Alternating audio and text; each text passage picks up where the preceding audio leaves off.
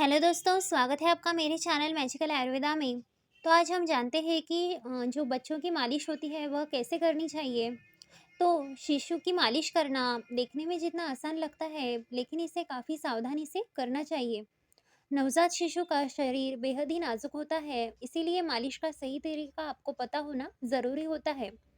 ध्यान रहे कि शुरुआती 6 महीने में तेज़ दबाव डालकर आपको मालिश नहीं करनी चाहिए। तो जैसे हम अभी बताएँगे कि स्टेप वाइज़ आप कैसे मालिश कर सकते हैं।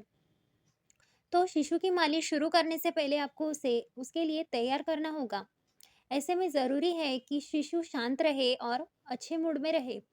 इसके लिए आप शिशु की हथेलियों पर हल्का तेल आपको मसाज करना है और फिर पेट और कानों के पीछे आपको उसके तेल लगाना है। ऐसा करने से वो इस प्रक्रिया को समझने लगेगा। अगर इस बीच वो अगर रोने लगे और हाथ पैर झटकने लगे तो समझ जाए कि वो अभी मालिश करवाने के लिए तैयार नहीं है। वह अगर इस दौरान वो शांत रहे तो आपको मालिश शुरू कर देनी चाहिए। स्टेप 2 है कि जब लगे कि बच्चा मालिश के लिए तैयार है, तो सबसे पहले उसके पैरों की आपको मालिश करनी चाहिए। आप अपने हथेलियों पर थोड़ा तेल लें और उसके तलवों पर हल्के हाथों से मालिश करें। उसके पैरों की उँगलियाँ और एड़ियों की आपको मालिश करनी है। फिर हथेलियों से पैर के नीचे का और ऊपर का हल्का हाथ आपको फेरना है। फिर धीरे-धीरे पंजे और पैरों के नीचे अंगूठे को गोल घुमाते हुए आपको मालिश करनी चाहिए। फिर एक पैर को ऊपर उठाना है और टखने पर हल्के-हल्के हाथों से आपको हाथ फेरना है। फिर हाथ को जांघों पर आपको ले जाना है। ऐसे ही आप दूसरे पैर पर भी आप मालिश कर सकते हैं। अब हाथों से बच्चे की जांघों को आपको हल्के-हल्के दबाना है। अब शिशु की टांगों को घुटने से मोड़ते हुए घुटनों को हल्के हाथों से पेट पर आपको दबाना है। ऐसा करने से शिशु के पेट के जो गैस होती है वह भी बाहर निकल जाएगी। तीसरी स्टेप है कि पैरों के बाद शिशु के हाथों की आपको मालिश करनी चाहिए। इसके लिए शिशु के हाथ आपको पकड़ने हैं और उसकी हथेलियों पर आपको हाथ फेरना है। अब तेल से उसकी हथेलियों से लेकर उंगलियों के पोरों तक आपको हल्की मालिश करनी है। अब धीरे से बच्चे को हाथों को आपको मोड़ना है और धीरे-धीरे उसके हाथ पिछले हिस्से से कलाई तक आपको उससे मालिश करनी है। अब कलाई पर हाथों को गोल-गोल घुमाते हुए आपको मालिश करनी चाहिए। चौथी स्टेप है कि अब बारी आती है कि शिशु के सीने और कंधों की मालिश करने की। तो इसके लिए आप शिशु के दोनों कंधों से सीने तक धीरे-धीरे आपको मालिश करनी है। इस प्रक्रिया को 2 से 3 बार आपको दोहराना है। फिर हल्के हाथों से सीने के बीच हाथ रखते हुए बाहर की तरफ आपको मालिश करनी है। पांचवी स्टेप है कि पेट बच्चों का काफ़ी नाजुक होता है, इसीलिए उस पर दबाव न डालें। आप सीने से नीचे पेट की आपको मालिश करना शुरू करना है।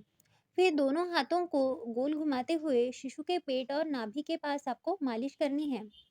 छठी स्टेप है कि इसके लिए आप शिशु के माथे पर तर्जनी उंगली रखें और हल्के दबाव के साथ उसके चेहरे पर आपको मालिश शुरू करनी चाहिए। फिर थोड़ी ही जो अपनी उँगलियाँ हैं वो गालों की ओर आपको ले जानी है और सर्कुलर मोशन में आपको मालिश करनी है। 2 से 3 बार आप इस प्रक्रिया को दोहराना है। इसके बाद बच्चे के बालों की जड़ों में तेल लगाकर इस तरह आपको मालिश करनी है जैसे आप शैम्पू करते हैं। और बच्चे का सिर बेहद ही नाज़ुक होता है, इसीलिए बेहद हल्के हाथों से आपको मालिश करनी है। 7वीं स्टेप है कि इसके लिए बच्चे को आपको पेट के बल लिटाना है और बच्चे के हाथों को आपको सामने की ओर रखना है। अब उँगलियों के पोरों को शिशु की पीठ के ऊपरी हिस्सों पर आपको रखना है, फिर गोल-गोल घुमाते हुए नीचे की ओर आपको ले जाना है।